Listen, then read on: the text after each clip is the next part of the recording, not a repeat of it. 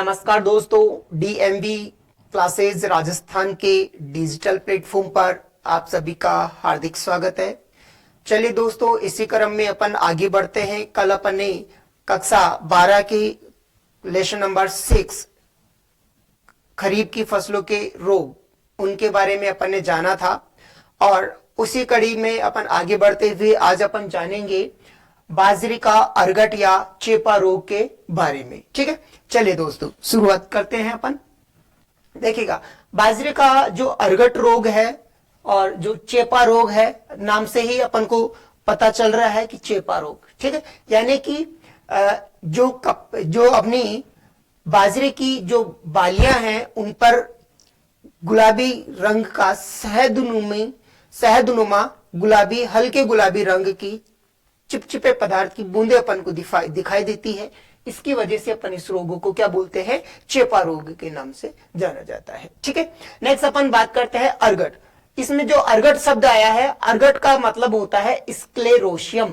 स्क्लेरोशियम यानी कि जो कवक है, ठीक है, उस कवक के जो उत्तकों से जो निर्मित कवक के उत्तकों से निर्मित जो काले रंग का एक कठोर संरचना होती है, ऐसी छोटी छोटी एक कठोर संरचना होती है, उसको अपन क्या बोलते हैं? स्क्लेरोशियम बोलते हैं, स्क्लेरोशियम कहते हैं। ठीक है, नेक्स्ट अपन बात करते हैं जो क्लेविसेप्स नामक जो कवक है, उस कवक के स्क्लेरोसिया से एक एल्केलॉइड यानी कि एक रस जैसा कह सकते हैं अपन, एक एल्केलॉइड प्राप्त होता है और उस एल्केलॉइड को अपन क्या बोलते हैं? उस एल्केलॉइड को अपन अर्गोटिन या अर्गोटॉक्सिन बोलते हैं।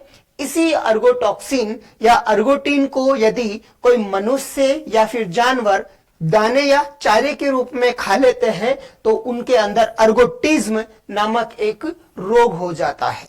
ठीक है, एक क्या हो जाता है? अर्गोटिज्म नामक रोग है, उनमें हो जाता है। नेक्स्ट अपन बात करते हैं इसके लक्षणों की। ठीक है, बाजरे का अरगट या जो चेपा रोग है उसके लक्षण किस प्रकार के होते हैं? देखिए दोस्तों, इसके जो लक्षण है पुष्पावस्था के समय दिखाई देते हैं। सबसे पहले तो इसके जो लक्षण है वो कब दिखाई देते हैं अपन को? जब इसके अंदर सिट्टा यानी कि जो बालियां निकलने लग जाती है, तब अपन के इसके जो लक्षण है प्रकट होते हैं। इससे पहले इसके लक्षण प्रकट नहीं होते हैं, इसलिए अपन को पता ही नहीं चल पाता है कि फसल में रोग है या नहीं है। लेकिन जब इसमें बालियां निकल जाती है तो अपन को पता चलता है कि तब भी कब पता चलेगा? जब उस पर शहदनुमा गुलाबी, हल्के गुलाबी रंग के शहदनुमा चिपचिपा पदार्थ अपन को सिट्टों पर दिखाई देता है, तब इस पे जाकर के अपन को पता चलता है कि फसल के अंदर क्या हो गया है? अरगट या चेपा रोग हो गया है। ठीक है, यानी कि कब दिखाई देते हैं लक्षण? पुष्पावस्था के समय, जब इसमें पुष्प आने लग जाते हैं तब दिखाई देते हैं। नेक्स्ट है, इस रोग को अपन क्या करते हैं? लक्षणों के आधार पर अपन दो भागों में बांटते हैं, दो भागों में बांटकर इसका अध्ययन अपन करते हैं। पहला होता है मधुबिंदु अवस्था और दूसरी होती है स्क्लेरोशियम अवस्था। ठीक है, तो मधुबिंदु अवस्था है, मधुबिंदु अवस्था में अपन को किस प्रकार के लक्षण अपन को दिखाई देते हैं? मधुबिंदु अवस्था के अंदर जो लक्षण है वो अपन को किस प्रकार के दिखाई देते हैं? यानी कि इस अवस्था के अंदर अपन को सर्वप्रथम जो बालियां होती है उन बालियों पर छोटी छोटी शहद की गुलाबी, हल्के गुलाबी रंग की छोटी छोटी शहद की जो बूंदे हैं वो अपन को कहां दिखाई देती है? चिपचिपी बूंदे हैं, वो अपन को पौधे की जो बालियां होती है उन पर अपन को दिखाई देती है और इन बालियों पर जो चिपचिपे रंग की जो बूंदे अपन को दिखाई देती है, इसी वजह से अपन इसको अपन क्या कहते हैं? चेपा रोग भी अपन कहते हैं। ठीक है, नेक्स्ट है स्क्लेरोसिया अवस्था। स्क्लेरोसिया अवस्था में क्या होता है? मधुबिंदु अवस्था के लगभग 10 दिन बाद जो रोगग्रस्त जो बालियां होती है उन बालियों में क्या होता है? दाना तो बनता नहीं है और उनमें दानों की जगह पर क्या हो जाता है? गहरे भूरे या काले रंग का एक चूर्ण सा उसमें दिखाई देता है। बालियों के अंदर, बालियों में क्या बनता है? दाना नहीं बनता और दानों के स्थान पर क्या बनता है? गहरे भूरे या काले रंग का चूर्ण है या स्क्लेरोसिया है, वो बन जाता है। और ये स्क्लेरोसिया ही जब फटते हैं तो इनके फटने से क्या होता है? इसका जो रोग है उसका संचार दूसरे पौधों में होता है, क्योंकि इसके जो स्क्लेरोसिया जब पक करके फट जाता है तो इसमें से बहुत सारे बीजाणु निकलते हैं और वो बीजाणु हवा के माध्यम से एक पौधे से दूसरे पौधों पर पहुंच करके पूरी फसल को वो रोगग्रसित कर देते हैं। ठीक है, नेक्स्ट अपन बात करते हैं इसके रोगजनक की। ठीक है, तो इसका जो रोगजनक है वो क्या है? ठीक है, रोगजनक की अगर अपन बात करें तो बाजरे का अर्गट या जो चेपा रोग है, इसका जो रोगजनक होता है वो होता है क्लेविसेप्स फ्यूजिफॉर्मिस।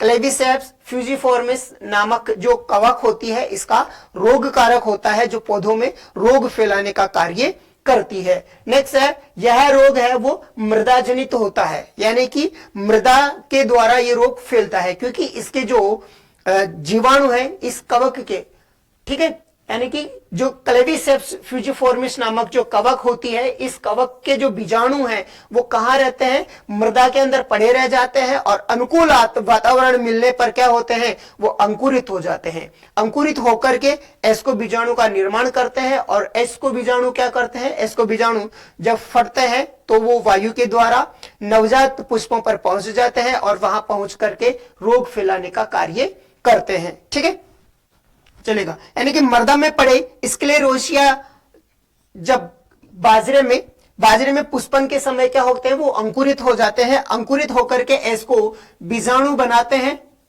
ठीक है, एस्को बीजाणु बनाएंगे और एस्को बीजाणु बना करके क्या करते हैं? इस रोग के जो एस्को बीजाणु हैं वो वायु के द्वारा नवजात पौधों के जो पुष्प होते हैं, यानी कि सिट्टे जब उनमें निकलने लगते हैं तो उन पे पहुंचा देते हैं और उन पे पहुंचा करके इसमें इस संक्रमण कर देते हैं। ठीक है, नेक्स्ट अपन देखते हैं इसका प्रबंधन, मैनेजमेंट अपन किस प्रकार से करते हैं। ठीक है, मैनेजमेंट अपन 3 प्रकार से अपन करते हैं: सस्य प्रबंधन, रासायनिक प्रबंधन और जैविक प्रबंधन। ठीक है, पहले अपन पढ़ेंगे सस्य प्रबंधन के बारे में। ठीक है, यानी कि सस्य प्रबंधन में अपन जो घरेलू अपन उपाय है वो कर सकते हैं, वो करेंगे। तो इसमें एक सबसे आसान काम है वो है गहरी जुताई करके खेत जो है उसको गर्मी के दिनों में अपन को गहरी जुताई करके अपन को खेत को खुला छोड़ देना चाहिए, जिसकी वजह से क्या होंगे? इसके जो बीजाणु है, एस्को बीजाणु है, वो तेज धूप की वजह से क्या हो जाते हैं? नष्ट हो जाएंगे और नेक्स्ट फसल में जो अगली फसल अपनी है उसमें वो रोग नहीं फैला पाएंगे। इसके अलावा अपन स्वस्थ और जो प्रमाणित जो बीज होते हैं उनकी ही अपन को बुआई करनी चाहिए। बुआई के लिए अपन रोगग्रस्त पौधों को बीजों को उपयोग में नहीं लेना चाहिए, इसलिए अपन को हर साल नया बीज लेना चाहिए। इसके अलावा अपन जो रोगग्रस्त जो बालियां होती है उन रोगग्रस्त बालियों को तोड़ करके नष्ट कर देना चाहिए। इसके अलावा अपन करेंगे जो बुआई है, बुआई के लिए अपन क्या काम में लेंगे? बुआई से पूर्व जो अपने जिन बीजों को बुआई के लिए काम में लेना है उनको 20% नमक के घोल से उपचारित करके अपन को बुआई करना है। नेक्स्ट है फसल की कटाई के बाद जो रोगग्रस्त जो पौधे होते हैं उनके अवशेषों को इकट्ठा करके अपन को क्या कर देना चाहिए? इकट्ठा करके जला देना चाहिए। नेक्स्ट अपन बात करते हैं रासायनिक प्रबंधन की। ठीक है, रासायनिक प्रबंधन में अपन क्या करते हैं? खड़ी फसल में अगर रोग हो गया है तो खड़ी फसल में अपन रोग को नियंत्रित करने के लिए COC यानी कि कॉपर ऑक्सी क्लोराइड, COC उसका 0.25% कवकनाशी का अपन क्या करेंगे?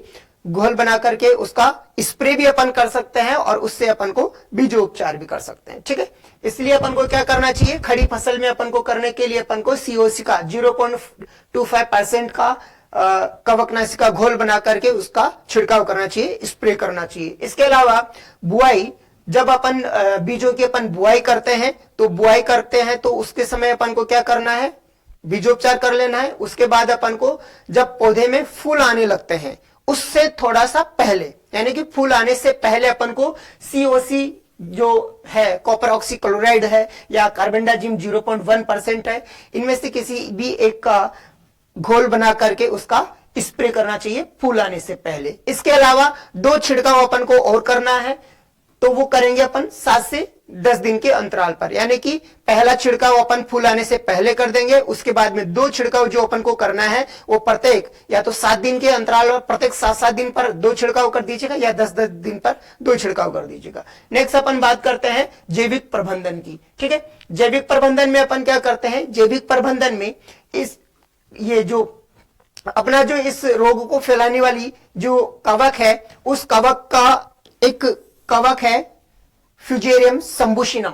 ये फ्यूजेरियम जो सम्बुशिनम जो कवक है क्या करती है, ये उस कवक को खाने का कार्य करती है। इसलिए इस मित्र कवक से अपन बीजोपचार भी अपन कर सकते हैं या इसका अपन स्प्रे भी कर सकते हैं। ठीक है, नेक्स्ट है रोग प्रतिरोधक किस्मों का उपयोग अपन को करना चाहिए। जो बाजरे का अर्गट रोग की जो प्रमुख रोग प्रतिरोधक किस्में हैं उनका प्रयोग अपन को बीजों की बुआई के लिए लेना चाहिए। ठीक है, इनमें प्रमुख जो फसल किस्में हैं वो है पूसा मोती पूसा 23, WCC 75, इसके अलावा ICMH 88 ये इसकी प्रमुख जो किस्में हैं वो रोग प्रतिरोधक प्रमुख किस्में हैं और इन किस्मों का ही अपन को क्या करना चाहिए, बीजों की बुआई के लिए उपयोग करना चाहिए। ठीक है, इस प्रकार से आज अपन ने पढ़ा है बाजरे का अर्गट या चेपा रोग। ये उम्मीद करता हूं आप सभी को क्लास पसंद आई होगी और